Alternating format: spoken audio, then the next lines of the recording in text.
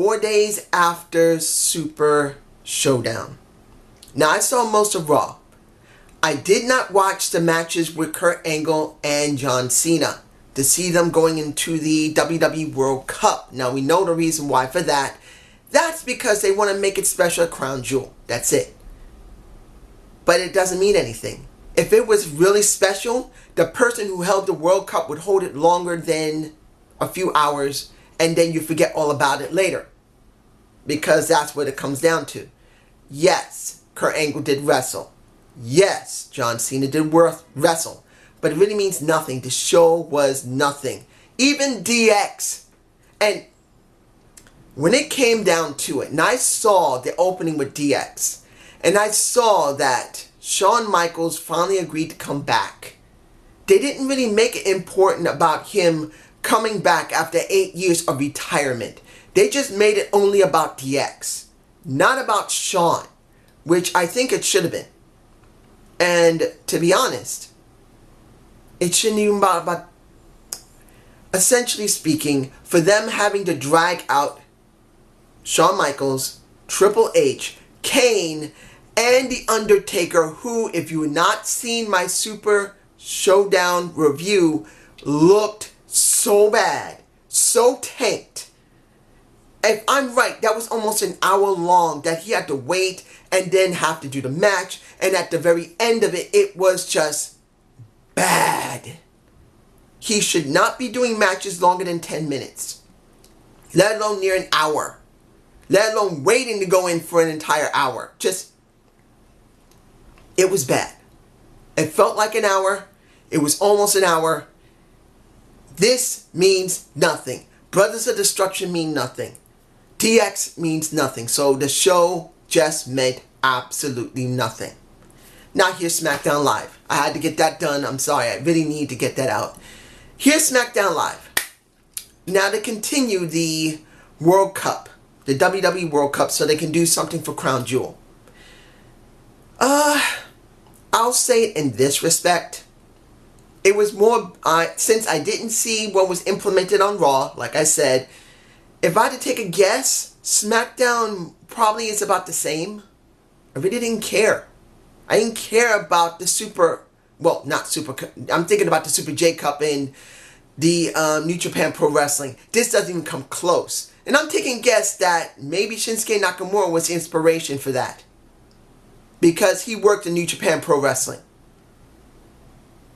You're biting off your competitors, WWE. Finally, you're doing something a little bit, but doesn't really mean anything. Anyway, when it comes down to it, I didn't really care. When it came to Samoa Joe versus Jeff Hardy, I lost the stream. So as far as I understand, Joe quit because of his knee. Because he was in a lot of pain. I didn't see it, unfortunately. I literally, when I was about to find out what was about to happen, I lost my stream. I lost it. So I don't know if he said, I quit. I can't do it. I quit. Or he got pinned by Jeff Hardy. Only thing I know is that he's not going in and Jeff Hardy is. Now, surprising that Jeff is finally able to leave the country. That's if he is leaving the country, because he has been stuck in the country for many years because of his felony.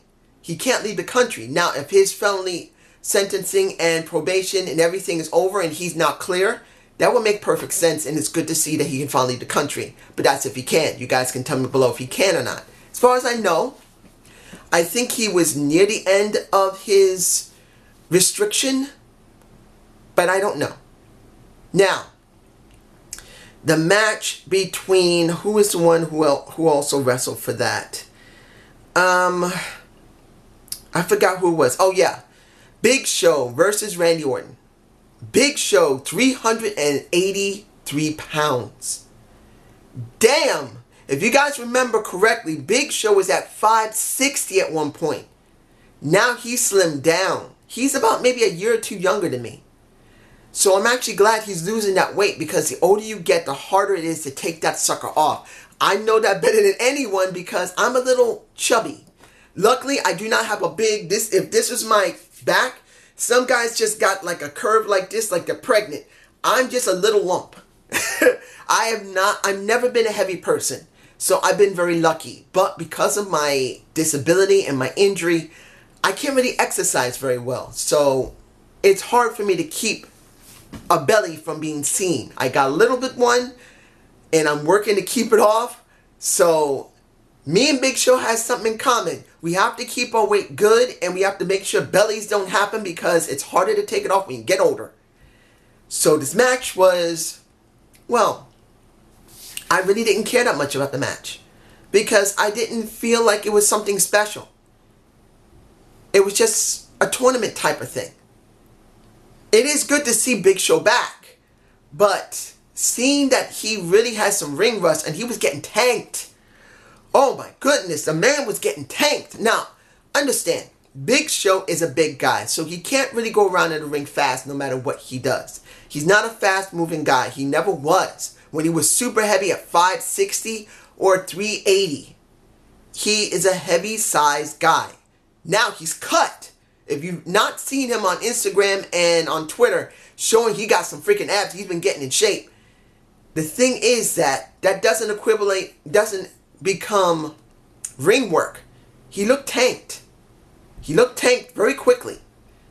Now, if he's back on the roster, he can get back into the groove of it and he won't get so tanked. But this being his really first match back on live television, if this is live, I believe it is, he looked tanked. In the end, Randy Orton wins. Of course he had to win because he's got to go to Crown Jewel for some reason. There's got to be a reason for him to go. Okay.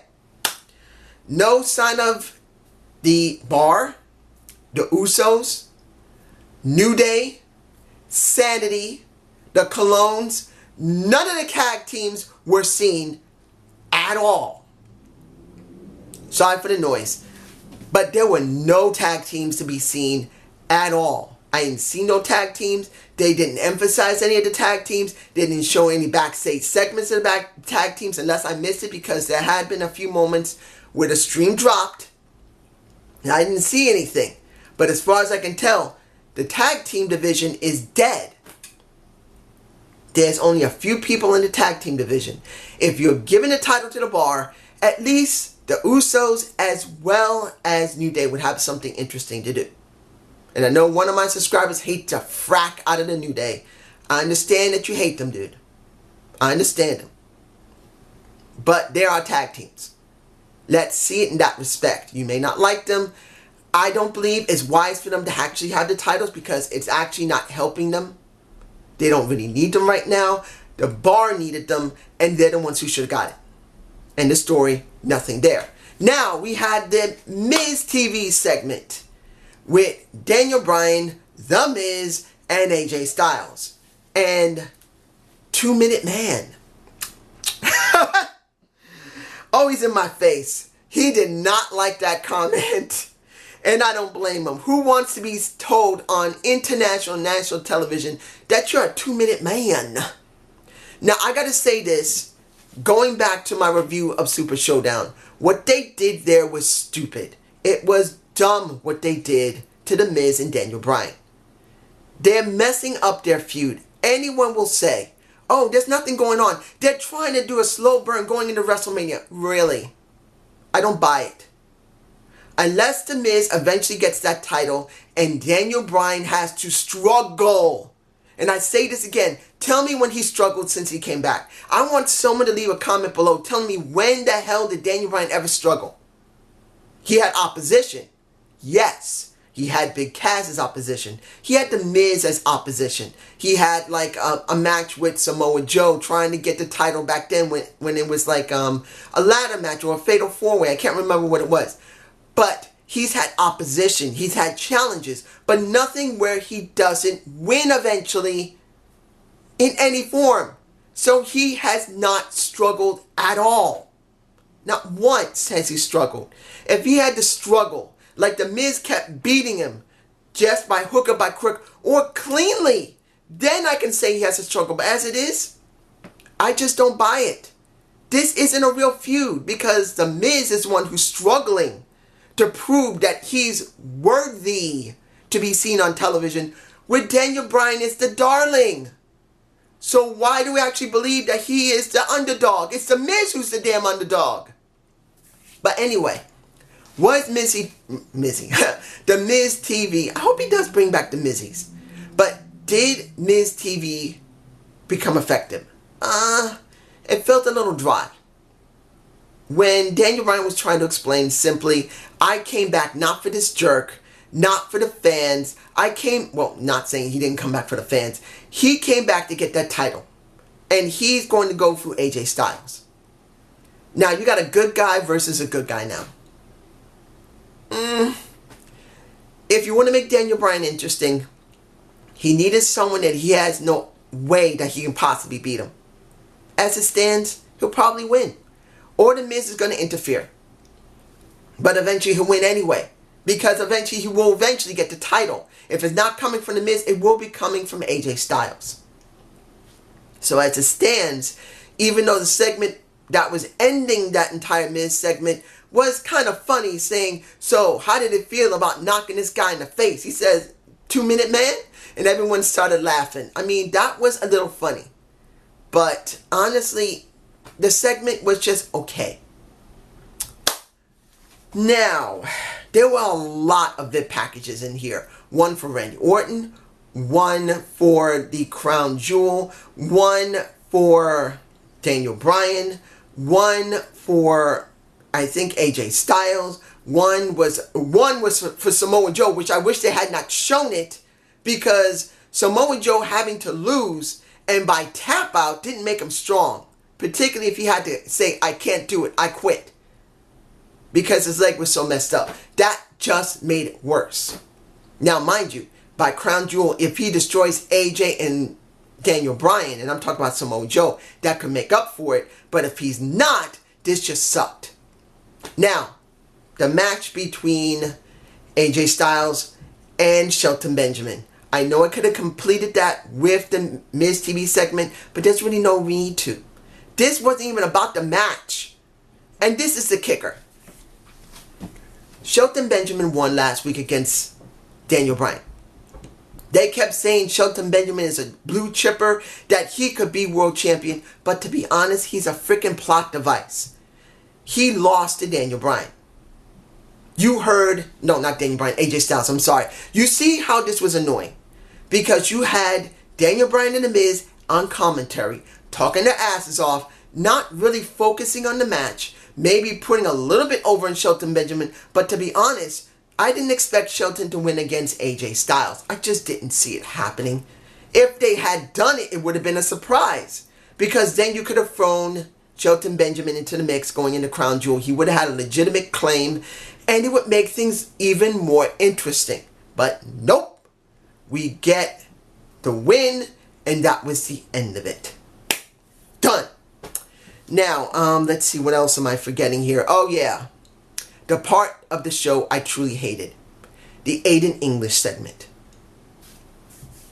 Look, I'm sure many people believe Rusev does not need Aiden English. But let me ask you something. Do you honestly, and I say this to everyone who sees this, the ones who agree with me and the ones who don't, and I really want to hear them below. Do you honestly believe that Rusev Day or Rusev and Lana are going to get anywhere at all? What do you think the most Rusev is going to have? Maybe he'll have another shot at the US title. Maybe he'll win it. And what does that mean? Nothing. Because he will be back where he was 4 years ago with Lana. Just this time, maybe being a face, because he seemed to be a face right now, dealing with Aiden English, who's a heel. And the video package, I knew it was going to suck. Him basically being told by Lana, you are amazing, Rusev loves you, I love you. And then Rusev and Lana come out saying that, oh, he's been hacked now. The hacking garbage. And in the end, what do we get? Rusev running into the ring after Aiden was found to be lying. Aiden pretty much saying the offer of me trying to go at you because I just tried to touch you on the shoulder and maybe give you a kiss on the cheek was something substantial. And in the end, Aiden got his butt kicked. He got thrown around. He runs. That's all you get. And I find it so dumb. What a freaking waste. The WWE had something months ago with them. The WWE could have done something when they were red hot, made them something that could be moving merchandise and could give more ratings, because Raw has the worst ratings they had in a long time. And I believe SmackDown's ratings are slightly above Raw, but doesn't mean they're good either. I'm sure SmackDown's ratings may be about 20 or 30% better, maybe 20%, but that doesn't mean it's good. SmackDown has always been the weak show, and now it's better than Raw because Raw is a disaster. I'm just saying. Now, the final part of the night, if I'm forgetting anything, I'm sorry.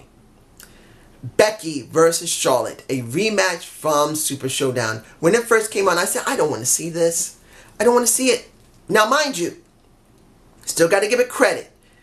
You did start the show with a title match. I will give them credit. They don't normally do that all the time. Not all the time. They'll do a talking segment, maybe a match, but an actual title match is not often, all the time. Maybe once every month or two. Unless I'm forgetting and there's been a whole bunch in the last 3 months where it's been like 10. But in the end, was the match good? Nope. Because Becky was acting like a chicken shit heel. Trying to run away like she did at Super Showdown. And trying to save her title that way. Instead of actually being the badass that everybody wants to see her to be. And basically beat Charlotte. But because the WWE is so keen on Miss Balloon Titties. No. That's wrong. I'm sorry. I'm sorry for any woman or any man that is insulted. Yes, she has implants. Yes, she went away for 2 months and came back, fixed her implants, and got put into the title scene, got her championship, and pretty much the person that people want has 100% been treated like garbage because they want the narrative of her being a face, a good guy, when she's better as a bad guy. Everybody wants her as a bad guy, and the WWE refuses to make her a bad guy. So I apologize. That was not appropriate. Yes, some of you are going to agree with me, but still it's not appropriate, so I'm sorry. But anyway, when it comes down to it, Becky acting like she's a chicken. Eventually, there was a double countout. Becky's angry. No, Charlotte is angry. I take that back. Becky becomes angry once Charlotte starts beating up on her. She starts kicking her. Charlotte kicks back. Eventually, Becky decides to stand in front of the LED screen that is for their new Titantron. And pretty much, Charlotte, being Charlotte, if she really did cut herself, Charlotte runs right through her into the LED, which is solid metal. And she cuts herself up. For what? What was the point? What was the point of that? Yes, it was interesting to see a woman shove another woman through something men usually do. So I give them credit for it. But let's be honest here. With this being set up for Evolution, and not many people are interested in Evolution because the booking seems to suck. Then, this story of Becky and Charlotte sucks.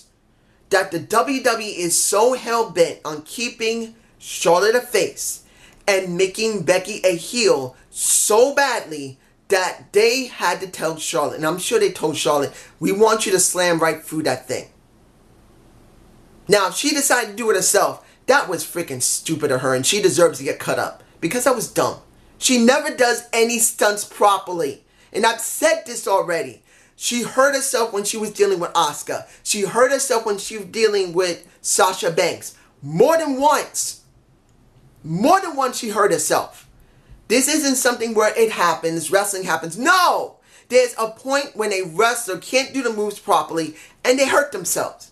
And she's done it more than once. And now, either she agreed to do this stupid stunt or she decided to do it on her own.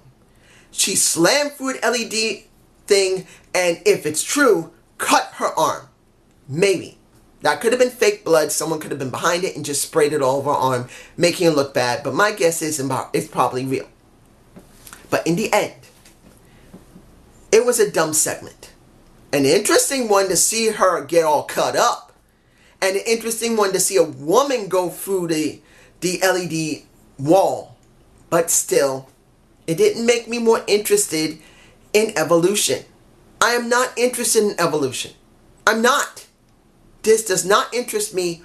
Zero interest. Because they keep trying to make Becky the bad guy. As it stands, the show was passable. But I'm not interested in seeing it again. And I would recommend, if anyone hasn't seen it, take a look at the first match. That's it. That's all you really need to see. Because this was a very average to near below average. Near below average. More better than Raw, but barely better than Raw. It just felt average. Almost beyond boring. Well, I take that back. Not beyond boring. Almost boring. But that's just me. Have a good day. Have a good night. Peace!